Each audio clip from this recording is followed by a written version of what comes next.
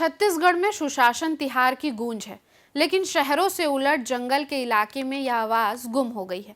असल में ग्रामीणों के हिस्से जिंदगी जीने की जद्दोजहद से उपजी मुश्किलों का शोर इतना तेज है कि वहां सारी आवाजें गुम हो जाती हैं।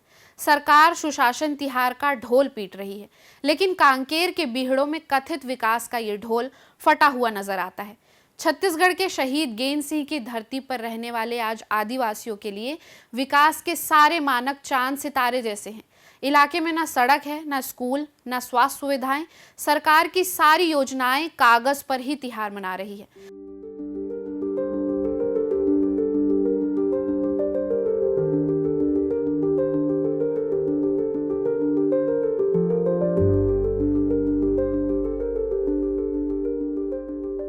नमस्कार, जरूरी बात में आपका स्वागत है। कांकेर जिले के छोटे बेठिया इलाके में कोटरी नदी पार करते ही कच्ची सड़कों और घने जंगलों वाला रास्ता शुरू होता है। आदिवासी बहुल इस इलाके में छत्तीसगढ़ सरकार के सुशासन तिहार का ढोल फटा हुआ नजर आता है। ग्राम पंचायत सीतरम के आश्रित गांवों में आदिवासी मूलभूत सुविधाओं को तरस रहे हैं। पल्लो टोला में आंगनवाड़ी भवन का निर्माण सालों से अधूरा पड़ा है। सरपंच ने घटिया निर्माण करवाया, बीम गिरा और अब 2 महीनों में काम शुरू हुआ, लेकिन अब काम फिर से बंद है। ग्रामीणों का आरोप है कि माओवादी इलाके की आड़ में सरपंच और सचिव भ्रष्टाचार कर रहे हैं। ये कोई अकेला निर्माण कार्य नहीं है जिसे बीच में छोड़ दिया गया, बल्कि सीतरम में ऐसे कई सरकारी निर्माण अधूरे पड़े हुए हैं।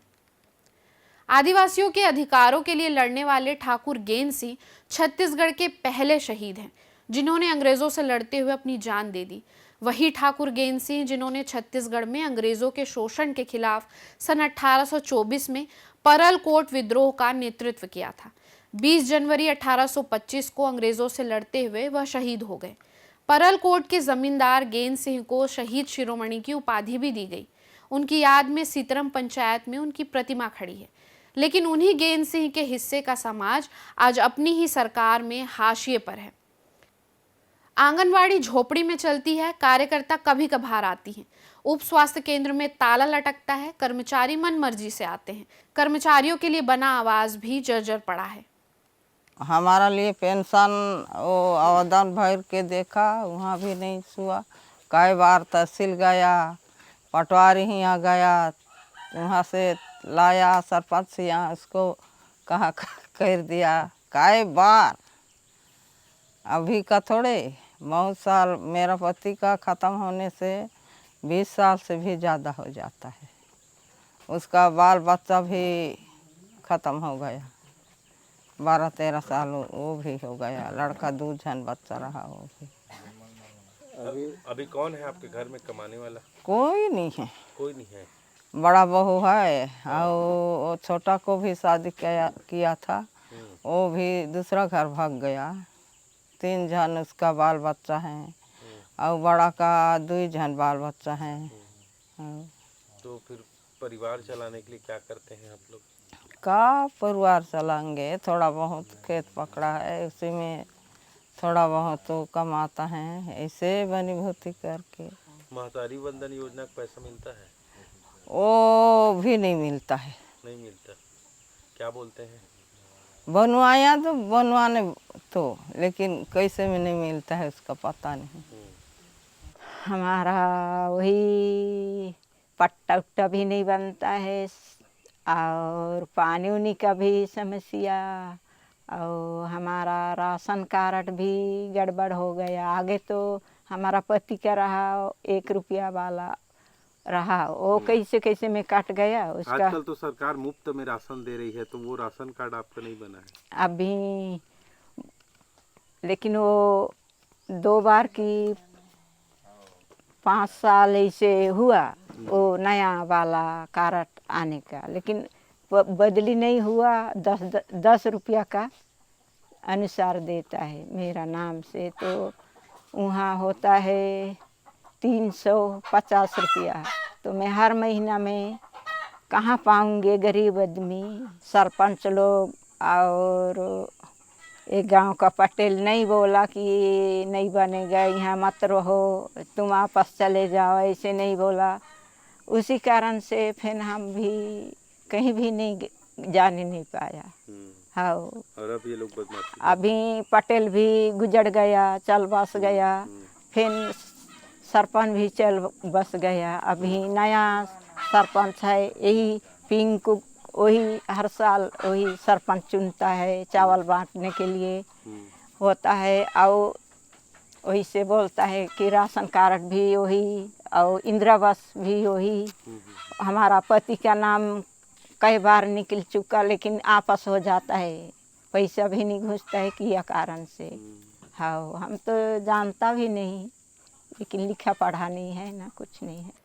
अंबिकापुर से पलायन कर पल्लो टोला में बसे उरांव समाज को वनाधिकार पट्टा नहीं मिला है। मेहनत की फसल कोचियों के हवाले करनी पड़ती है। बच्चों को जाति निवास प्रमाण पत्र के लिए पैतृक गांव जाना पड़ता है। 8 साल से सरपंच, सचिव और अफसरों से गुहार लगाने के बाद भी अधिकार अब तक नहीं मिले हैं। शौचालन वो भी मिलने का था, वो भी नहीं मिला। मतलब इंदिरावास वो मतलब पहले निकला था, वो भी दब हो गया। फिर भी निकला था, वो भी मतलब फ़ोटो वो पूरा नापी जोखी करके ले गया। वो भी फिर अभी सुन रहा हूँ कि मतलब तुम्हारा रद्द हो गया।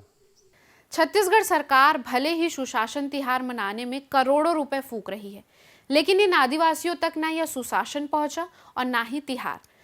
पल्लो टोला गांव में सरकार ने 2 कमरों का एक भवन बनाया है। उसमें ही कक्षा 1 से लेकर 5वीं तक के बच्चों की पढ़ाई होती है।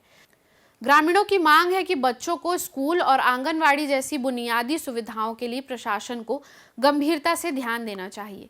इन आदिवासियों की समस्याओं की लिस्ट लंबी है। बुजुर्गों को पेंशन नहीं मिल रहा है तो महिलाओं को महतारी वंदन योजना का लाभ भी नहीं मिल रहा है। सरकार से मुफ्त में मिलने वाले चावल को लेने के लिए इन आदिवासियों को छोटे बेटिया और कंदाड़ी तक दौड़ लगानी पड़ती है। ऐसे में सरकारी दावे के मुताबिक मुफ्त का चावल भी जेब पर भारी पड़ता है। गांव में नल जल योजना का भी बुरा हाल है। नल जल योजना से हर घर में पानी पहुंचाने के दावों की हकीकत यह है कि इन गांव वालों के घरों में आज तक पानी का एक बूंद नहीं पहुंचा है, जबकि घरों तक पानी पहुंचाने के नाम पर लाखों रुपए पानी की तरह बहा दिया गया है। ग्रामीणों ने यह भी बताया कि आज भी उनके घरों में चूल्हा ही फूका जाता है। उज्ज्वला योजना का गैस भराने के लिए उनके पास पैसे नहीं होते। गैस सिलेंडर लेने के लिए भी उन्हें बांधे जाना पड़ता है। स्वच्छ भारत मिशन के नाम पर ग्रामीणों ने खुद का धान बेचकर शौचालय निर्माण शुरू तो किया, लेकिन 5 साल से अधिक समय बीतने के बाद भी 12,000 तो दूर एक पैसा भी उन्हें नहीं दिया गया है। कुछ लोगों को प्रधानमंत्री आवास योजना का लाभ तो मिला, मगर ज्यादातर आदिवासियों को इस योजना का लाभ नहीं दिया गया। अफसरों ने सर्वे का बहाना बनाकर अपना पल्ला झाड़ लिया है। हमने आपको केवल एक गांव की कहानी बताई। आप इस कहानी को गांव के समूह की कहानी के तौर पर भी देख सकते हैं। बेचा घाट से कोटरी नदी पार करते ही कंदाड़ी, आलदंड, राजामुंडा, कोपिनगुंडा, आमाटोला, खैरी पदर जैसे गांवों में भी एक जैसी कहानी है।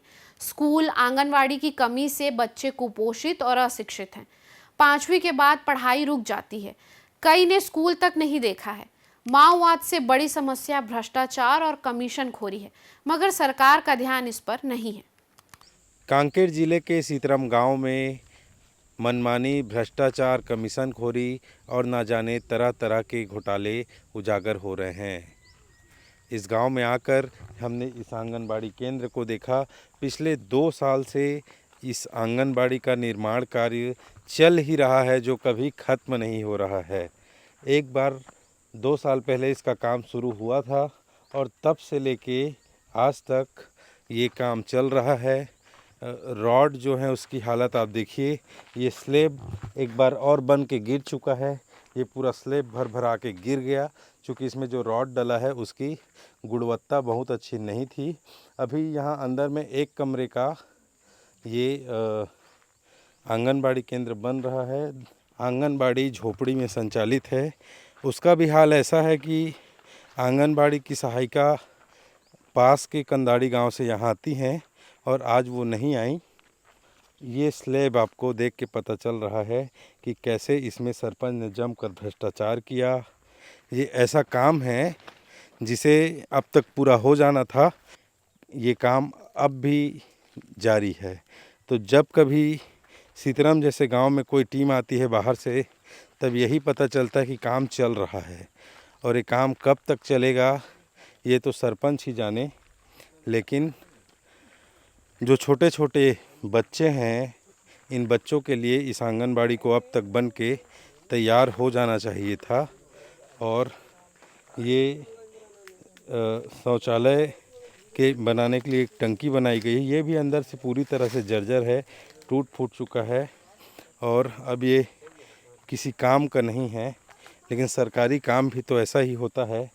आदिवासी बहुल इस गांव में, यहाँ का नाम है पल्लो टोला और यहाँ छोटे छोटे बच्चे, आप इधर देखिए, ये छोटे बच्चे हैं आंगनबाड़ी और स्कूल में पढ़ने वाले। इस गांव के कुछ लोग हमारे साथ हैं, उनसे बातचीत करने से इसकी जो पूरी जो भ्रष्टाचार की कहानी है वो सामने आती है। आप इधर आ जाइएगा। क्या नाम है आपका? जय मसीह क्रिकेटा। जय मसीह जी, ये बताइए, ये आंगनबाड़ी कब से निर्माण कार्य शुरू हुआ, कब से ये बंद है, इसके बारे में बताइए। क्यों इसकी ऐसी दुर्दशा हो गई है? ये 2 साल से काम चालू है और एक बार तो बन चुकी थी, ढलाई नहीं हुआ था, लेकिन दीवार गिरने लगा कि जो बीम डाले थे ना उसमें राड नहीं था और टूट टूट कर ऐसे गिर रहा था दीवार, ऐसे कुछ कुछ दीवार गिर गया था।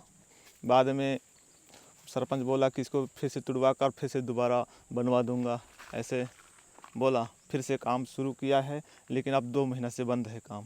हाँ, हम लोगों को तो ऐसे ही लगता है, माओवाद से भी बड़ा भ्रष्टाचार तो बस्तर में माओवाद से भी बड़ी चुनौती भ्रष्टाचार, कमीशनखोरी है और इन लोगों से निपटना है। लेकिन सरकार इस ओर गंभीरता से ध्यान नहीं दे रही है। सरकारी वादे, सरकार के दावे ज़मीन पर धराशायी हैं और ऐसी जगहों में आकर आप सिवाय अफसोस करने के कुछ नहीं कर सकते।